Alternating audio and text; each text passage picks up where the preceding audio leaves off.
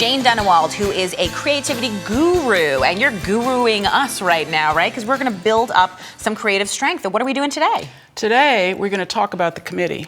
So this is serious, Julie. Well, I'm trying to be serious.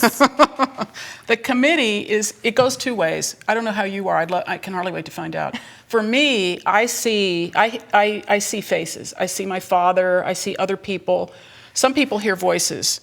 Either way, it's one of two kinds of people. It's either somebody who was really dismissive of you in the past or kind of mean to you, and that does exist. There are people who are mean. And or it turns out to be people that you know and respect so much, you really, really want them to like you, and you want them to like your work. And somehow that sort of spins around in a weird way and it ends up in your head.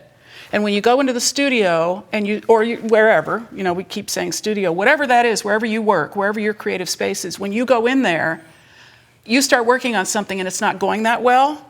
And that's when these committee members rear their ugly heads. Well, I'm going to say, sometimes it isn't even just people being mean. I know from posting my work online, if I post something on Instagram that I love and that only gets a few likes and nobody says anything, I think, oh my God, I stink at this. And sometimes I'll post something that I don't even like and people go crazy for it. And I start to wonder if I should make that kind of art or if I should be true to myself and do what I want to do. Well, I think that's a good point. And that points out one more thing, which is that sometimes we're on our own committee. We're as critical of ourselves as anyone else would ever be.